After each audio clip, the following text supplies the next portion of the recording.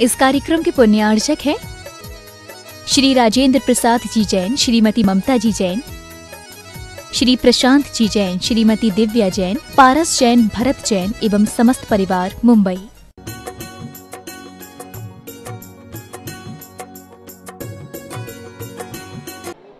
ओम नमः शुद्धेभ्यः, ओम नमः शुद्धेभ्यः। अहिंसा परमो धर्म की।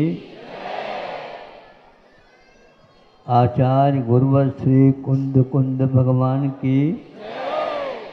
आचार्य गुरुवर श्री ज्ञान सागर मुनि महाराज की। पहले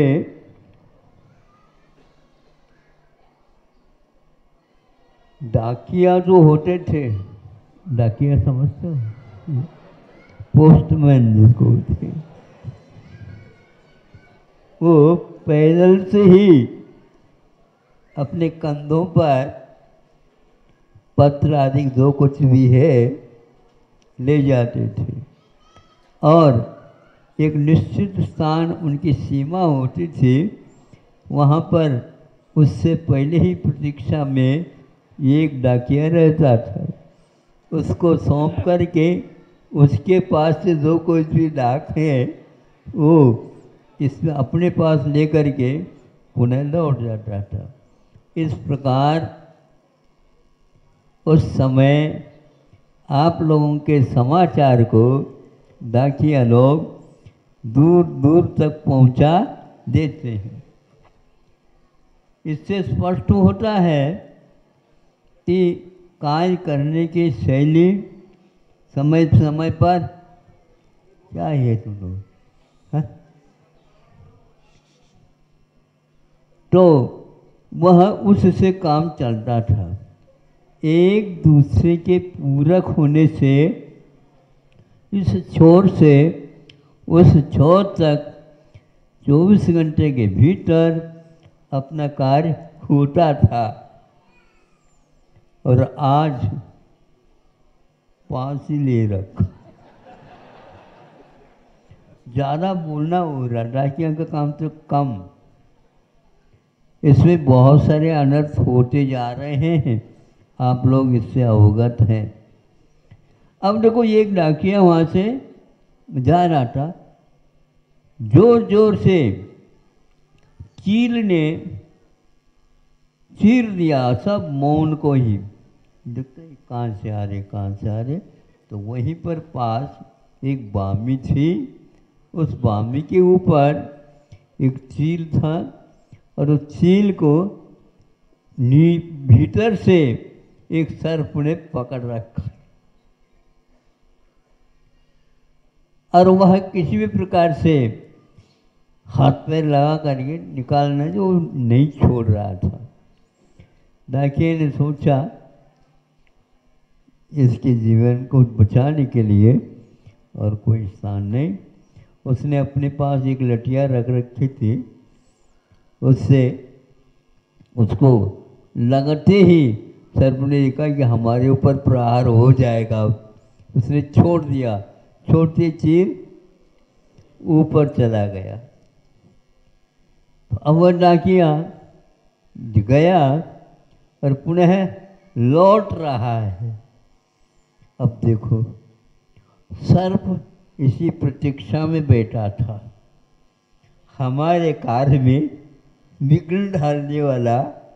इस वजह के उसके पटा अपने पास ले लिया उसने। किसने? सर्प ने। पटा कैसे ले लिया? उसकी आँखों में इतनी कैमरा की जो है व्यवस्था रहती है, उसके द्वारा कहीं भी आप छुप जाओ, छोड़ते नहीं हो। इसलिए दूसरे से वैर न बांधो। अब वो आ गया, उसको देख करके वो सर बाहर आ गया और उसको पकड़ने के लिए तो फिर वह डाकिया खूब जोर से भाग लगाया। उस जोर से भाग लगाया, उसी बीच में से ऊपर जो चील था उसने आकर के उस सर्प को पकड़ लिया। डाकिया ने देखा परस्पर उपग्रह अच्छे ढंग से बोलो। हाँ हाँ, एक दूसरे से यदि सहयोग देते हैं संकट में और शुभ कार्यों में, सब में सहानुभूति रखते हैं, ये कार्य हो जाता है। इसको सहानुभूति, दुख में दुखी हो जाना, इससे भी बहुत बल मिलता है। कहीं गमी होती है तो आप लोग जाकर देख लो, आपको देख करके वह विशेष रूप से रोने लगता है, उसको रोने को बंद करा करके आप उसको सहानुभूति देते हैं। सहानुभूति का अर्थ यह है उसके अनुभव को हम भी अनुभव में लाए, इसको बोलते हैं सहानुभूति। उस अनुभूति के साथ हम भी हिस्सा उसमें ले ले, इससे दूसरे के दुख का बोझ कम हो जाता है। और यदि मान लो खुशी की बात है तो फिर खुशी का तो कोई पार होता ही नहीं है। तो वह कुछ देर समय के बाद वहीं पर खड़ा होकर के देखता रहा, वाह, सर्प ने तो मेरे साथ वैर पकड़ लिया, लेकिन ये इसके साथ भी तो वैर हो गया था, उसके आप भूल कैसे सकते हो? तो इतना ऊपर जाता है, उसको लेकर के आसमान में चला गया हो, और वहां से छोड़ देगा तो क्या होगा इसका? हाँ, उसको दिखाया कि ये है, हर एक व्यक्ति एहसान मानता है, उसके पास इस प्रकार के मानने की क्षमता विद्यमान रहती है। आप लोग अपनी शक्ति का प्रयोग इस प्रकार एहसान के लिए, सहानुभूति के लिए पैदा करेंगे। अपने आप ही दो आंसू आंख में आ गए, बस इतना पर्याप्त होता है। वह उन आंसुओं को पहुँच लेता है। बस इसमें हमेशा हमेशा के लिए मित्रता आती है। आप लोग वैर बांधने में लगे हुए हो, दूसरे से जो कुछ भी है उसको झपट करके छीना झपटी में लगे हुए हो, और क्या है मुझे बताओ? ये सब लोग सुनाते, महाराज किसान इतना श्रम कर जाता है, नहीं समझे? श्रम करके की जब फसल ज़्यादा अच्छे ढंग से आ जाती है, और इधर इधर क्या दुकानदार या व्यापारी लोग दवा देते हैं, भाव गिरा देते हैं, तो फिर कभी भी भाव अच्छे होंगे नहीं उनके। गिराने के भाव ठीक नहीं है, उठाने के भाव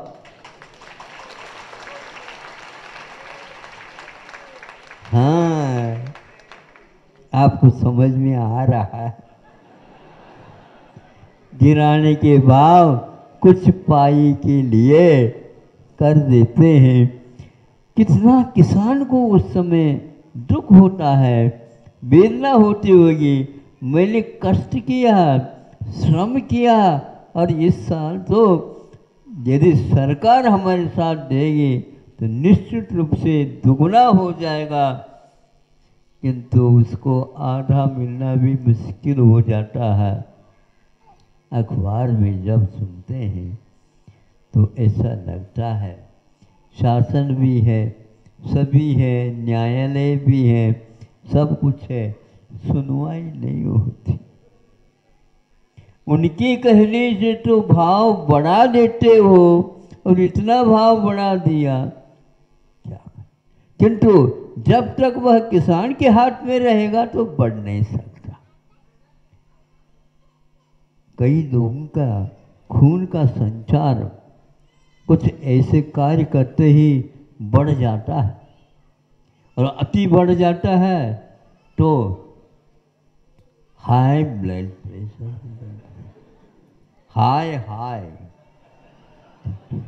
नहीं समझे, नारा लगाते ना, हाँ, हाय हाय, ये बढ़ जाता है।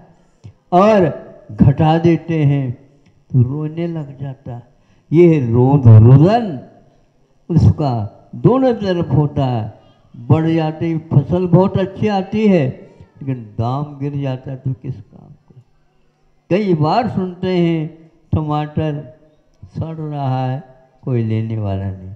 और जब जब महंगी हो जाए, महंगे अपने हाथ में है, तब महंगे हो जाते हैं, तब दुकान के अपने किसान के हाथ में कुछ नहीं रहता। हाँ, एक बार सुनते हैं कि प्याज और टमाटर के नीचे गिरने से सरकार गिर गई।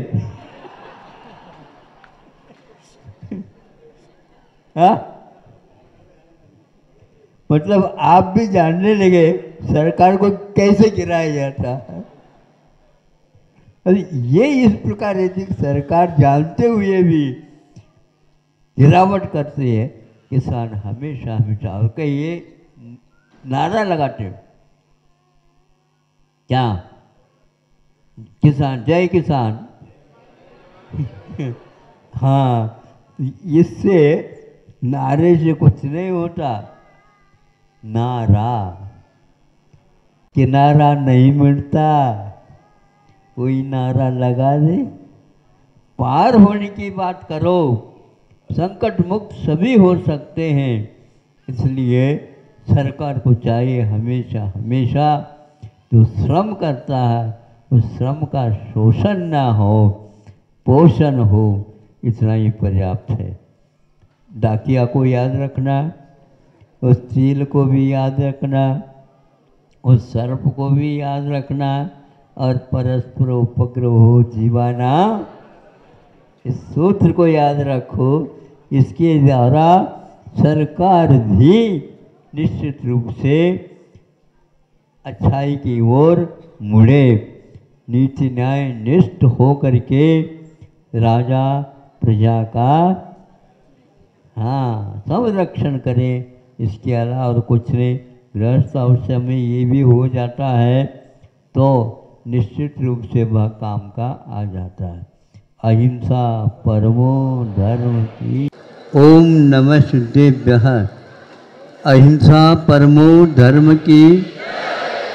आचार्य गुरुवर श्री कुंद कुंद भगवान की। आचार्य गुरुवर श्री ज्ञान सागर मुनि महाराज की। सुनो, अब शांति से बैठो। बहुत कम समय है, लेकिन बहुत समय का काम थोड़े समय में भी किया जा सकता है। सुनो, युग के आदि में ऋषभनाथ ने बाहुबली को और भरत जी को दोनों को राज्य का विभाग करके और उनको सौंप दिया था। सौंपने के उपरांत सब यथावत काम चालू हो गया, लेकिन कोई दोन व्यक्ति उन्होंने सोचा कि हमारे लिए ऋषभनाथ भगवान ने याद ही नहीं किया। नमी और मिनमी, हाँ, हमें तो याद ही नहीं किया। कोई बात नहीं, हम बाहुबली के पास भी नहीं जाएंगे और न ही भरत जी के पास जाएंगे। नहीं समझे, ये दोनों लड़ भिड़े हैं, इसलिए हम तो यहाँ पर माला लेकर के बैठेंगे। ऋषभनाथ तब तक तो मौन हो गए थे। उनके बाद जा करके भगवान सुनवाई हो जा, सुनवाई हो जा। हम आपके वंश में होते हुए भी ये दूसरा दबा करके हमें कुछ करना नहीं चाहता, गलत बात है। ये धार्मिक नहीं माना जाता। बैठ गए, एक दिन हुआ, 2 दिन हुआ, भोजन पानी के लिए उठे नहीं। किसी को अब इसके बारे में कुछ सोच भी नहीं, विचार भी नहीं। देवों को चिंता हो गई, देवों को चिंता हो गई, अरे ये तो गलत हो रहा है। वो आकर के कहते हैं कुछ उत्तर नहीं। वहाँ से जब तक उत्तर नहीं मिलेगा ये उठने की बात नहीं। फिर अंत तो कट्वा देवों को सोचना पड़ा इसका क्या उपाय है। भगवान बोल नहीं सकते और उनको बुलवा नहीं सकते। ये बैठे बच्चे नवी नवी, इनका यह आग्रह नहीं है, यह अधिकार है, यह अधिकार है, सबके लिए दिया गया है, सबके लिए राज्य दिया गया है, तो हमें क्यों नहीं मिली? बोलो, आप सत्य मार्ग को छोड़ो नहीं। मोक्ष मार्ग भी सत्य से सत्य का बाबा है। आप डटे रहो दरबार में, धका धनी के खाओ, एक दिन ऐसा आएगा आप धनी हो जाए।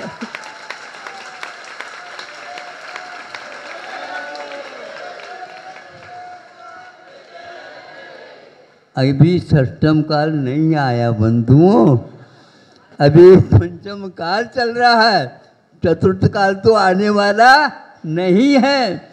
इसलिए पंचम काल में भी क्या क्या होता है, क्या क्या हुआ है, आगम में लिखा हुआ है।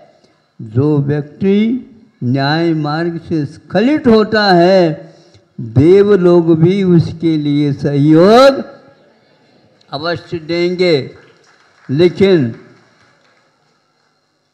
देर हो सकता है, अंधेर नहीं। जल्दी जल्दी करोगे। अब ये जीवों के लिए हम कहेंगे कौन सा मार्ग है अपनाओगे बताओ। जहाँ अग्नि भी पानी बन जाता हो, हे देव लोगों, सोचो ऐसा नहीं हो सकता। बस बैठे रहे तो आकर के कहना पड़ा, आप सुनो तो चले, हमारी बात तो सुनो। आपके दादाजी ने ही हम लोगों को कहा है 2 बच्चे आएंगे, नहीं समझे, उनको समझा देना, ये दे दे। वही इसके उपरांत कहेंगे नहीं, दादाजी ने आपको याद किया था, तुम विलंब से आ गए, और उनको तो जा करके जाना करके बैठना था, इसलिए देवों को कहा था उन्होंने। ऐसे देवों ने बात बनाने लिए सत्य मार्ग तो यही था। हाँ, ये कहने की बात ही नहीं थी, ये तो अपने तो योग्यता तो समझना चाहिए। हमारा धर्म क्या होता है, ठीक है वह युग था हो गया, लेकिन हमारा भी धर्म वही है। महावीर भगवान ने जाते जाते समझा करके गए हैं, तुम्हें ये मार्ग छोड़ना नहीं, पक्का है, देवों को भी आना ही पड़ेगा। कहाँ रहते हैं देव? यहीं पर रहते हैं, लेकिन हम देवों को नहीं बुलाएंगे, हम तो अपना मार्ग छोड़ेंगे नहीं। देवों को याद करेंगे तो फिर देवादि देव अब नहीं बोलेंगे। हाँ, स्वामी समंत भद्र महाराज जी भी चंद्र प्रभु भगवान को अवतार लेना पड़ा, ऐसा है ये मार्ग। लेकिन हम लोगों की कमजोरियां ऐसी है कि उस कमजोरी में हम अपच भी कर लेते हैं, पथ्य का सेवन करना ही छोड़ देते हैं। अब लोभ छोड़ दो, ये धन वैभव जो कुछ भी बोल रहे हो ये कुछ नहीं, इस दरबार में जो लगेगा वह शाश्वत होगा, बाकी सब पानी में जाएगा, नहीं भी जाएगा ऐसे नहीं, वह जा ही जाएगा समय पर।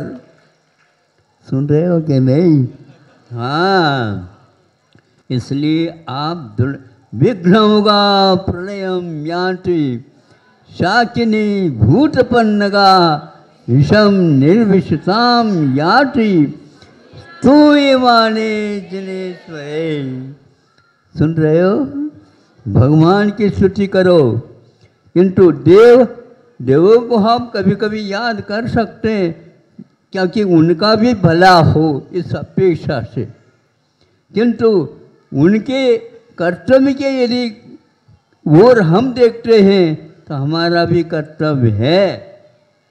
सब लोगों को देवों का आदेश रहता है किसी भी गति में रहो, किंतु अरहत मार्ग से वंचित नहीं रहना, तब का सबका कल्याण हो जाएगा, ये पक्का। ये तो देववाणी है, ये अरहत वाणी है, ये तो ऐसे मार्ग पर चलने वालों को तीर्थंकरों की वाणी है। उसके आप उपासक बने हो, बने रहो।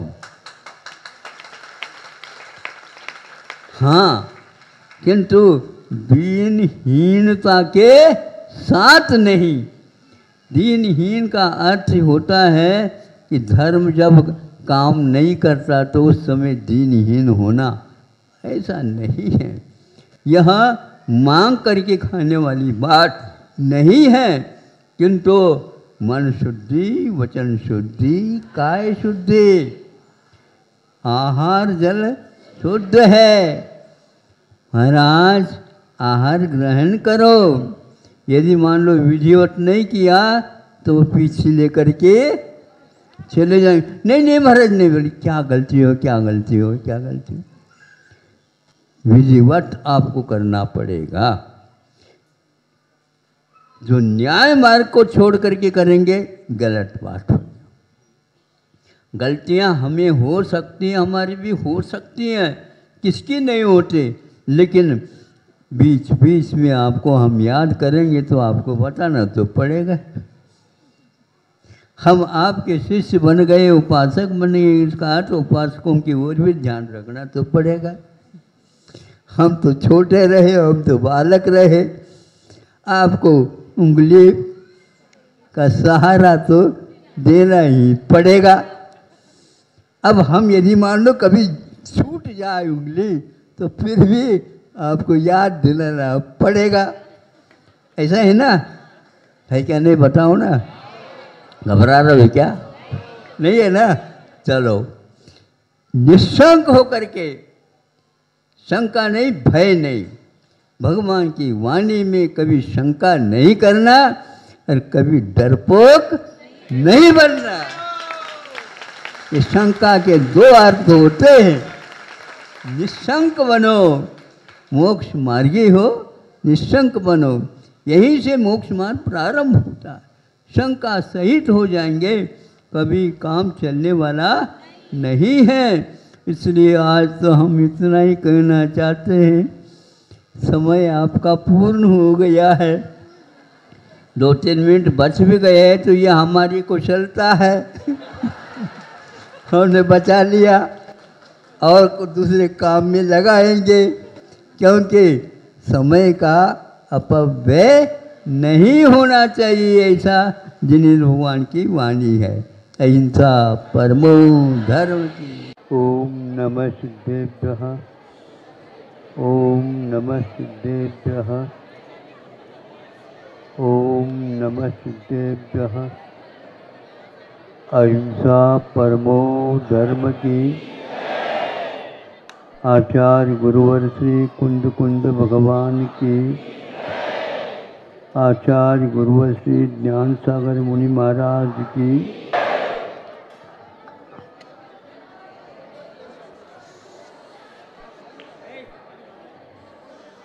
दस प्राण होते हैं मनुष्य के पास, 10 पूरे रहते हैं। इसके उपरांत 11वां प्राण अन्न माना जाता है और उसको लाने के लिए 12वां प्राण धन माना जाता है। लेकिन 12वां प्राण इतना कमज़ोर है, वह बहुत सारा धन देने के उपरांत एक मुट्ठी चावल भी चना भी नहीं मिलता, ऐसा भी समय आ सकता है। जब पूर्ण काल हो जाएगा यह पंचम, तब प्रलय का काल आता, ये भी बताया है। प्रलय का अर्थ सब कुछ समाप्त कर देना है।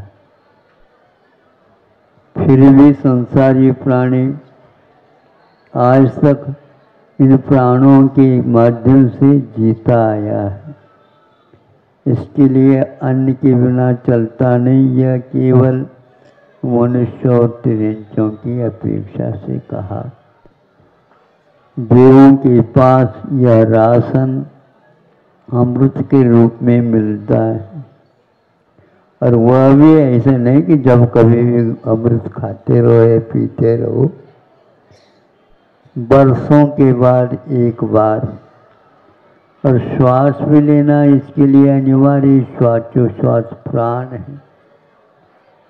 बड़ा विचित्र है, आप सो जाते हैं, कुछ पता नहीं रहता कौन क्या आता है जाता है, फिर भी आप प्राण श्वासोश्वास लेते रहते हैं और क्या करते हैं, छोड़ते भी हैं।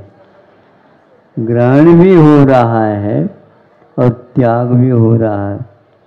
एक बात पूछनी आपसे, नहीं छोड़े तो अच्छा है, ग्रहण ज़्यादा करते जाओ, होगा ही नहीं। छोड़ा हुआ जब तक अपान वायु को छोड़ोगे नहीं, तब तक प्राण वायु को ग्रहण कर नहीं सकते। इस प्रकार रात दिन काम चल रहा। आप कहेंगे बहुत कुछ हम इनको अन्न देते हैं, प्राण देते हैं, ऑक्सीजन देते हैं, इसके द्वारा इसका जीवन बचा है। यह आप लोगों की गलत धारणा है। किसी को किसी के माध्यम से इस प्रकार जीवित रखा नहीं जाता। फिर भी उपचार से व्यवहार में कहा जाता है कि दान भी आवश्यक होता है। छोटी सी बात है, किंतु आप लोग जीवन पर्यंत याद रखेंगे। एक मूर्ति बना गई थी और मूर्ति बहुत सुंदर बनी थी। एक शिल्पी ने आकर के कहा इसकी प्रतिष्ठा कब होनी है, होने ही वाली है सामने सामने तिथि में। लेकिन ये मूर्ति, मंदिर तो बहुत सुंदर बना है, मूर्ति भी बहुत सुंदर है, लेकिन यह मूर्ति निर्दोष नहीं है, सदोष है। क्या कह रहे हो? हाँ, किस आधार पर कह रहे हो? हम पूछना चाहते तो पूछ लो, तो हम बता दें। बता दो आपको क्या है इसमें दोष। ऐसा कर लो, इस मूर्ति को फोड़ो घन पटक करके। कल प्रतिष्ठा होनी है, कैसे होगा? लेकिन सदोष रखना चाहो तो सदोष रखो। उसके कहने से, तुम्हारे कहने से हम फोड़ रहे हैं, बना करके देने होगा। हाँ ठीक है।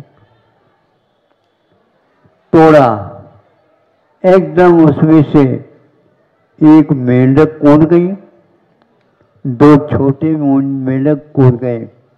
देखा उसमें पानी भरा हुआ था। पत्थर में पहले उसको तराश करके मूर्ति बनाया गया। मूर्ति के भीतर वो प्राणी रह रहे हैं। आप लोगों ने पानी उसमें डाला है क्या?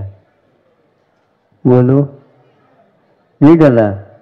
कोई न कोई डाला होगा। हाँ, उसके प्राण जो है उसके माध्यम से ये सब काम हो रहा है। उसके लिए इतना राशन मिल रहा है, इसलिए वो जीवित थे। यह प्राणी प्राण के बिना बच नहीं सकता। इसलिए जब तक आप इन प्राणों की रक्षा करेंगे तो इस जीव की रक्षा होगी। यदि प्राणों को सुरक्षित नहीं रखोगे, निश्चित है आप यहाँ पर रह नहीं पाएंगे। लेकिन ये भी ध्यान रखना, भले ही ऊपर का शरीर छूट जाएगा, किंतु भीतर का जो शरीर इन शरीरों को देने वाला है वह तेजस कारमणादिक है, उसके बिना इसकी यात्रा नहीं हो सकती। इसलिए ऐसे शुभ भाव करो जिसके द्वारा शेष जीवन दानमय, धर्ममय, त्यागमय हो, दूसरे के ऊपर उपकार करने के भाव हमेशा बने रहें और इन सब प्राणों से ऊपर उठ करके जो प्रभु बने हैं उनका ध्यान हम करते रहें और उसी के अनुसार उनके पद चिन्हों पर हम भी चल करके भगवान के पास जाना चाहते हो हैं? सोच लो, पूछ लो, अपने भीतर के भगवान को पहले पूछ लो, जो होनहार है उसको पूछो। मोह तोड़ना पड़ता है, मोह तोड़ेंगे तो निश्चित। तो वह शिल्पी को ये ज्ञान हो गया, किसी को नहीं हो रहा था। ये कैसे जाना? और कुछ नहीं, चंदन का लेप कर दिया गया और पूरे उसके शरीर में मूर्ति के तो सब कुछ सूख गया, पेट भर गीला रह गया।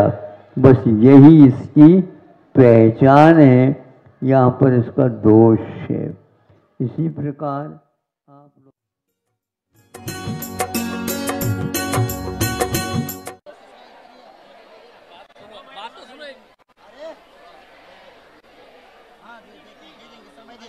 दो साल का समय देने का।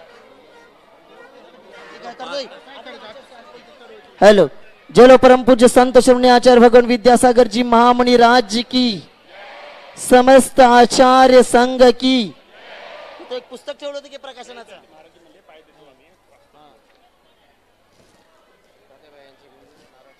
नाही, आता नाही, एक सगळ्या।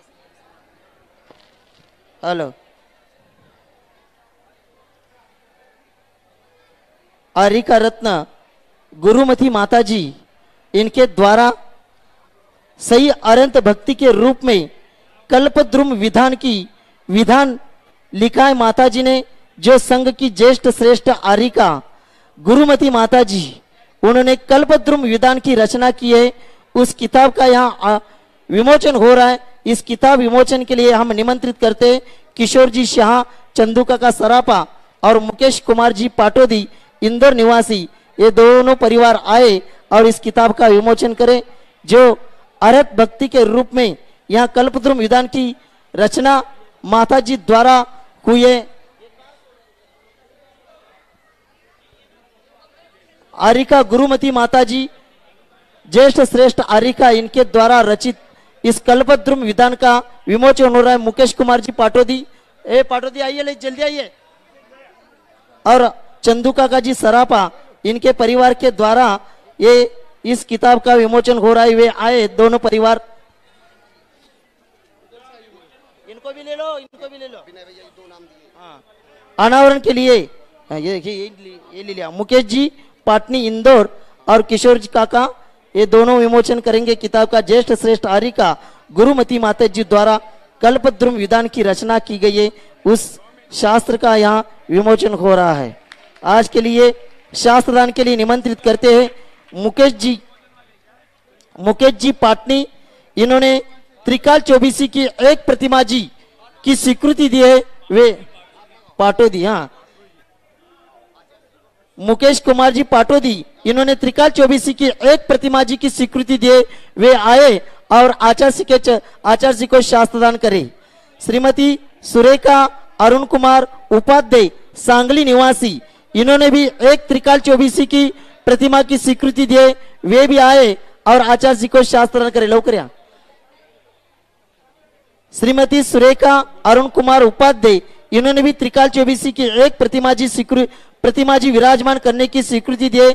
वे भी आए और आचार्य जी को शास्त्रदान करे। किशोर कुमार जी शाह बारामती निवासी, इन्होंने भी 3,51,000 रुपए की एक संस्कृत जिन चैत्यालय की स्वीकृति दिए, वे भी आए और आचार्य जी को शास्त्र दान करे। अभिषेक सीमा जैन, अमित रुचि सुमित अमित जैन पुणे निवासी, इन्होंने भी 3,51,000 रुपए की दान स्वीकृति संस्कृत चैत्यालय के लिए दिए, वे भी आए और आचार्य जी को शास्त्र दान करे। राजेंद्र जी, अनिल, अमित जी, विजय, अभिषेक, अजमेर, काय लिहिलं आहे बघा, अजमेर राजस्थान निवासी, इन्होंने भी 3,51,000 रुपए की दान स्वीकृति दिए संस्कृत चैत्यालय के लिए, वे भी आएंगे और आचार्य जी को शास्त्र दान करेंगे। 2 लाखाचं नाव एक होती। अभी सभी लोग अपने स्थान पर बैठेंगे, आचार्य जी का पूजन प्रारंभ कर रहे हैं। सभी लोग अपने अपने स्थान पर बैठेंगे। 1,11,000 और 55,000 के जो दानदाता है उन लोगों को बाद में आहारचर्या के बाद में यहाँ श्रीफल चढ़ाने के लिए बुलाया जाएगा। राजकुमार जी, कमलाबाई टड़ा वाले सागर निवासी, इन्होंने भी 2,02,202 रुपए की एक प्रतिमा जी की स्वीकृति दी है, वे भी आएंगे और आचार्य जी को शासन करेंगे। बाकी समाज के लोग जो आए हैं, सभी समाजों के लोगों को वगैरह आचार्य श्री आहारचर्या के बाद यहाँ विराजमान रहेंगे, तब आप लोगों को श्रीफल चढ़ाने के लिए बुलाया जाएगा। सभी लोगों को आहारचर्या के बाद आचार्य जी विराजमान होने के बाद बुलाया जाएगा। अभी कोई नहीं आएंगे।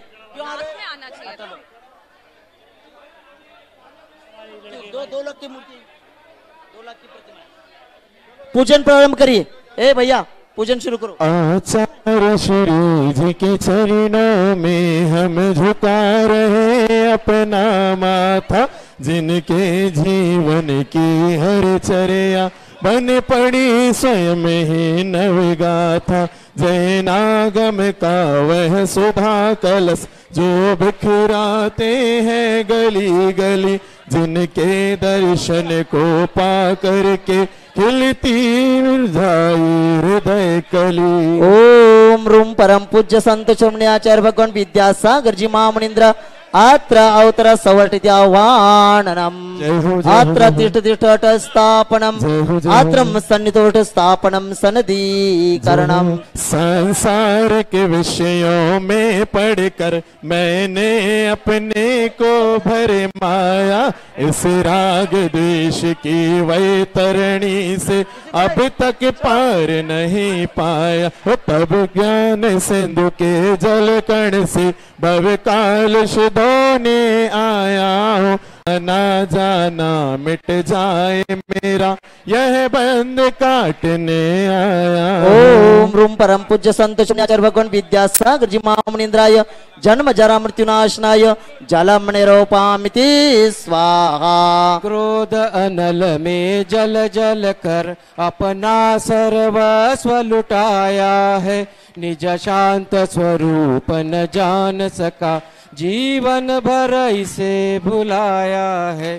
चंदन सम शीतलता पाने अब शरण आप की आया हूँ, संसार ताप मिट जाए मेरा चंदन वंदन को लाया हूँ। ओम रूम परम पूज्य संत आचार्य भगवान विद्यासागर जी महामुनींद्राय संसार ताप विनाशनाय चंदनम निरूपामिति स्वाहा। जड़ को न मैंने जड़ समझा, नहीं अक्षय निधि को पहचाना, अपने तो केवल सपने थे भ्रम और जगत का भटकाना। चर में अर्पित अक्षत है, अक्षय पद मुझको मिल जावे, तब ज्ञान अरुण की किरणों से यहाँ हृदय कमल ही खिल जावे। ओम रूम परम पूज्य संत आचार्य भगवान विद्यासागर जी महामुनींद्राय अक्षय पद प्राप्त अक्षतम निरूपामिति स्वाहा। इन विषय भोग की मदिरा पी मैं बना सदा से मतिवाला, तृष्णा को तृप्त करे जितनी उतनी बढ़ती इच्छा ज्वाला। मैं काम भाव विध्वंस हेतु मन सुमन चढ़ाने आया हूँ, यह मदन विजेता बन न सके, यह भाव हृदय में लाया हूँ। ओम रूम परम पूज्य संत श्रवण्याचार्य भगवान विद्यासागर जी महामुनिंद्राय काम बाण विनाशनाय पुष्पम निरूपामिति स्वाहा। इस क्षुधा रोग की व्यथा कथा भव भव में कहता आया हूँ। अति भक्ष अभक्ष भखे फिर भी मन तृप्त नहीं कर पाया हूँ। नैवेद्य समर्पित करके मैं तृष्णा की भूख भगाऊंगा। अब और अधिक ना भटक सकूं, यह अंतर बोध जगाऊंगा। ओम रूम परम पूज्य संत श्रवण्याचार्य भगवान विद्यासागर जी महामुनिंद्राय क्षुधा रोग विनाशनाय नैवेद्यम निरूपामिति स्वाहा। अंधकार से व्याकुल हूँ, निज को नहीं मैंने पहचाना। मैं राग और द्वेष में लिप्त रहा, इस हाथ रहा बस पछताना। यह दीप समर्पित है मुनिवर, मेरा तम दूर भगा देना। तुम ज्ञान दीप की बाती से मम अंतर दीप जला देना। ओम रूम परम पूज्य संत श्रवण्याचार्य भगवान विद्यासागर जी महामुनिंद्राय मोंधकार विनाशनाय दीपम निरूपामिति स्वाहा। इन अशुभ कर्म ने घेरा है, मैंने अब तक यह माना था।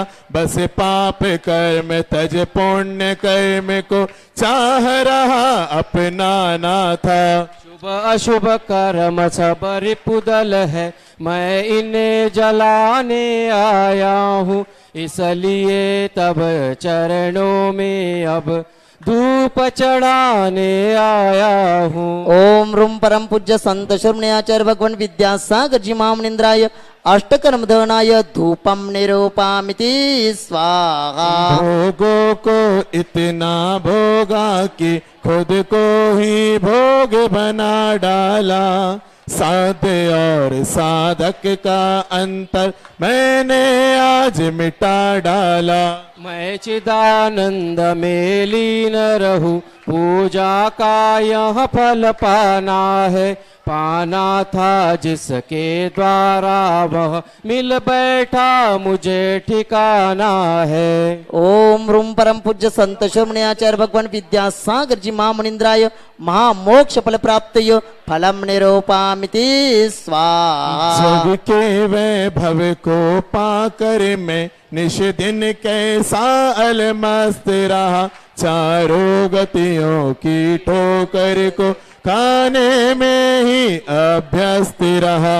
मैं हूँ स्वतंत्र ज्ञाता दृष्टा, मेरा पर से क्या नाता है।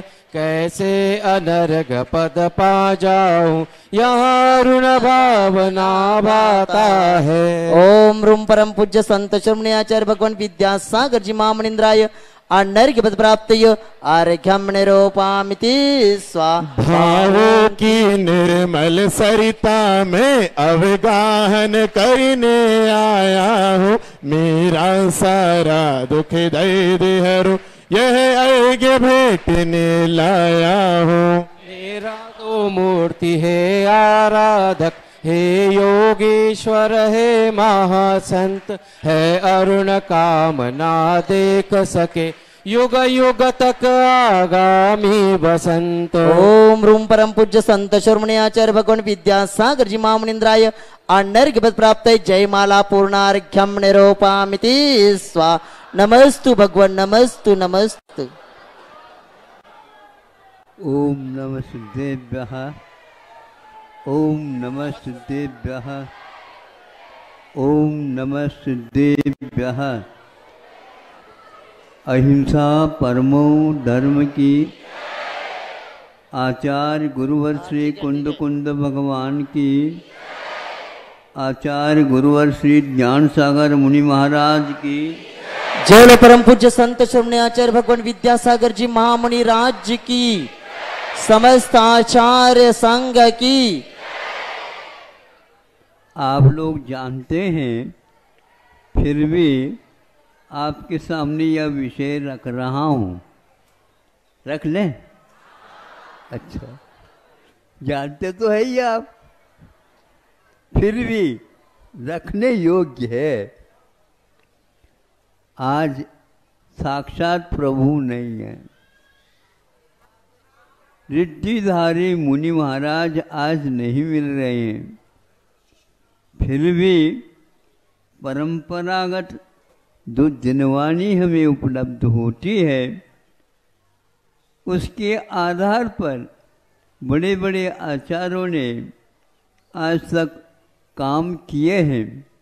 मोक्ष मार्ग देखने को नहीं उपलब्ध होता। जैसे आप लोग गाड़ी घोड़े के द्वारा आ जाते हैं तो रास्ता तो दिखता है, किंतु आज मोक्ष मार्ग क्या है यदि कोई पूछता है तो क्या बताएं भैया?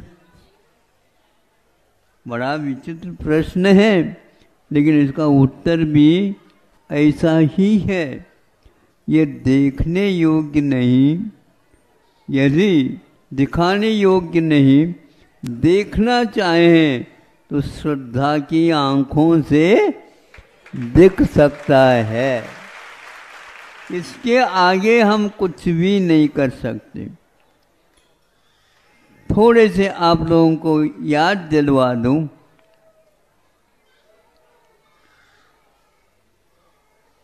नेमिनाथ भगवान का विवाह हुआ या नहीं, ये प्रश्न है। बारात चली गई थी क्या नहीं?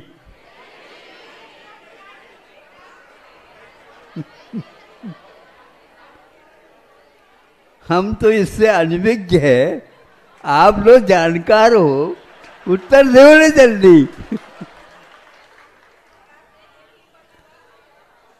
अब पूछना ये होता है, यदि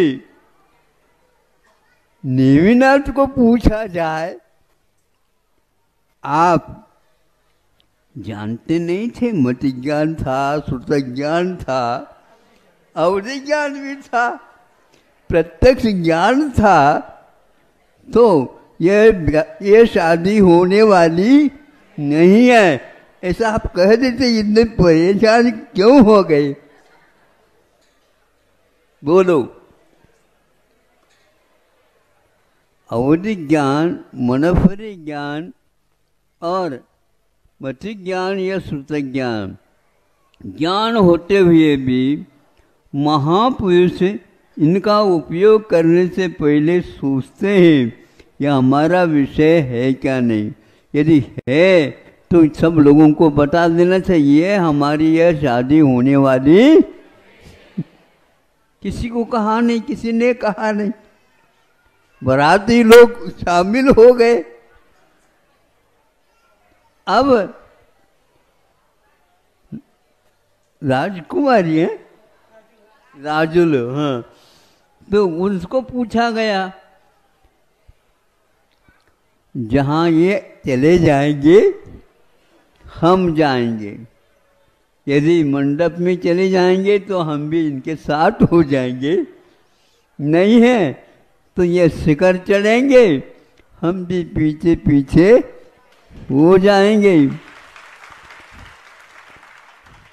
रास्ता कौन सा? जो सामने वाला का होगा वही हमारा होगा। इसके बारे में सोचता हूं, वह क्यों नहीं हुआ। कई लोग कहते हैं महाराज ये बताओ ऐसा क्या व्यवधान आया और मूर्धन्य ज्योतिषाचार्यों के द्वारा, सुन रहे हैं आप लोग? हाँ, मूर्धन्य ज्योतिषाचार्यों के द्वारा नक्षत्रों का ज्ञान, मुहूर्त निकालने में कोई आवश्यकता नहीं, दोनों तरफ से ये सब जान करके तय कर लिया गया है कि बढ़िया मुहूर्त तो सोधा हुआ है और इसमें कोई बाधा नहीं आएगी। अब बोलो, बारात ही बीच में रह गई इससे व्यवधान बड़ा कौन सा हो सकता है? अब बताओ, हर बात को कहना नहीं चाहिए, फिर भी आप लोग आग्रह करते हैं, तो हम आपसे पूछते हैं, आप लोगों को उस समय ज्ञान हो गया होगा कि श्रावण में शादी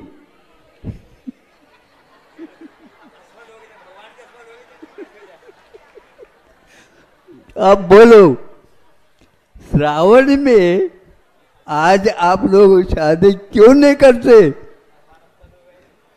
हमें अपने राजुल को सुरक्षित रखना है।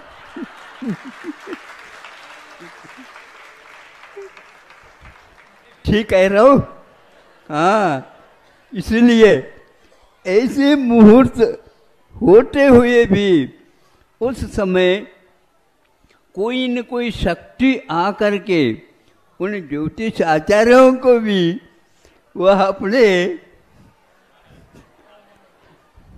चाबी भर दी होगी और उन्होंने भी ठीक है मुहूर्त, ठीक है मुहूर्त, ठीक है, दोनों तरफ से हुआ, बारात जुट गई, कहाँ इधर कहाँ वह जूनागढ़, सब लोग गए।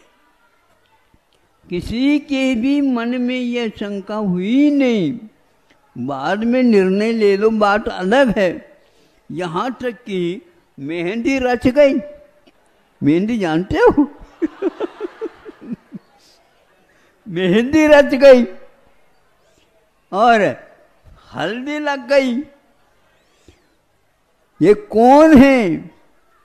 ये कंवर साहब है, दामाद है। ये सब कुछ हुआ और नेमी कुमार ये सबको सुनते भी जा रहे। उन्होंने इसके बारे में सोचा क्यों नहीं? आप लोग जो है ना मोबाइल रखते हैं, कोई उधर से भी कोई नहीं आता था, हाँ इधर से नहीं आता तो वो करता है, उधर से नहीं आता तो ये करता है, इस प्रकार चलता रहता है। तो ऐसे ही अवधि ज्ञान को भी मोबाइल समझ करके नेमी नाथ यदि करते मोबाइल से, बात हो सकती थी देवों से। देव भी लोग जो है ना बहुत पक्षपात करते हैं। उनको तो आकर के कहना चाहिए था, जैसे भगवान शिवनाथ भगवान के लिए क्या किया था, एक और नीलांजना दिखा दी। नीलांजना एक नहीं 2 निकाल दी और उनको घर से बाहर जाने के लिए संकेत दे दिया, लेकिन बहुत डरते हुए किया था उन्होंने। ऋषिनाथ भगवान को वो बुरा नहीं लगा, ये तो बिल्कुल ठीक है, ये तो मुहूर्त यही है बाहर निकलने का, निकल गए। इसी प्रकार यदि नेमिनाथ के लिए भी करते देव लोग ये पक्षपात रखते हैं। हाँ, 5 बाल यति ऐसे ही रुक गए कि क्या रुक गए, ये शोध का विषय है। जब अवधि ज्ञान वाले भी शोध नहीं कर पा रहे हैं और आप आज थीसिस शोध प्रबंध लिखना चाहोगे, कहाँ तक पहुँचोगे? ये सब बातें जनवाने में नहीं आती। ये तो जब तक वहाँ घर से बाहर नहीं निकलता तब तक ये बात चलती रहती है और उसमें भी कई गलतियाँ हो सकती हैं और इसका नाम ही छद्मस्त। छद्मस्त के लिए तत्व जो कि प्रयोजनभूत तत्व के बारे में ही जानने के लिए कहा है, मेरा तेरा झगड़ा करने के लिए नहीं किया है, क्योंकि ज्ञान का कोई पार नहीं है। जानने योग्य है वही जानो, नहीं तो संकल्प विकल्प का फल होता है, संसार। महापुरुष इस प्रकार, इसी प्रकार रामायण का है। दोनों से वर और वधू दोनों तरफ से मुहूर्त निकाले गए। अब बोलो, इतने व्यापक है। निम्ना तो जैनियों के साथ थोड़ा सा व्यापकता रखते हैं, लेकिन राम की कथा तो सारे विश्व में फैली हुई है। वहाँ पर भी यही हुआ। यदि सीता के साथ उनका हुआ संबंध हुआ तो आप लोगों को याद है, ज्ञात है, सुना है, पढ़ा है, सब कुछ किया। क्यों, क्या बात हो गई? क्या क्या बात हो, आप तो समझते हैं ही नहीं। आपको तो ज्ञात है ही ना, आपको ज्ञात कराने से क्या मतलब न, फिर भी कुछ हमें कह दो ताकि थोड़ा सा हल्का हो जाए। ऐसे कहते महाराज 40 वर्ष हो गए, आगे कहूँ 40 वर्ष हो गए झेलते हुए।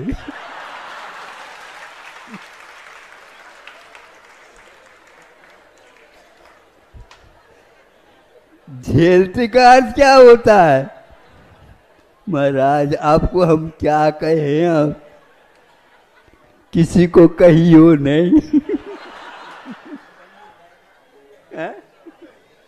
किसी को कहियो नहीं। ये तो होना वही होता है। जितना हुआ है अच्छा हुआ, कर्म के अनुसार हुआ, आगे भी ऐसा ही होगा। इसलिए किसी के साथ वैर, किसी के पास ऋण आदि आदि नत रखो और अपना जो प्रवास है उसको पूर्ण करो। कभी भी दुख में और सुख में धनवानी कहती है बेटा तुम रो नहीं और हंसो नहीं। ये एक पिक्चर है, ये एक सिनेमा है, ये एक नाटक है। उसके अनुसार मंच पर करना होता है। भले ही कोई आंसू नहीं पहुंचने वाला है तो स्वयं ही नहीं समझे, स्वयं ही करो और दूसरे को करते समय दूसरे के सामने हाथ रखो, वो देख न सके, क्योंकि सबका यही पुराण है। इस प्रकार अपने कर्मों को भोगने के लिए यहाँ पर आए हैं तो अपना धर्म का भी अनुपालन करो और याद रखो बड़े बड़े महापुरुष कदम उठाएं तो वह कभी पीछे नहीं लेते हैं, उन्हीं के वंशज हो आप। इसलिए ये परंपरा, वंश परंपरा से जो काम हो रहा है ये बहुत सौभाग्य से हो रहा है। 4 पुरुषार्थों का विवेचन आप लोगों के लिए किया गया है, उसके अनुसार चलोगे निश्चित रूप से भविष्य भी सुंदर ही रहेगा, उज्जवल रहेगा। और किसी से कुछ मांगो नहीं, प्रभु से यदि मांग सकते हो तो हम और कुछ नहीं चाहते हैं, केवल आपका समागम हमें आगे भी मिलता रहे। अहिंसा परमो धर्म की। जय परम पूज्य संत श्रवणे आचार्य भगवान विद्यासागर जी महामुनि। इस कार्यक्रम के पुण्यार्चक थे श्री राजेंद्र प्रसाद जी जैन, श्रीमती ममता जी जैन, श्री प्रशांत जी जैन, श्रीमती दिव्या जैन, पारस जैन, भरत जैन एवं समस्त परिवार, मुंबई।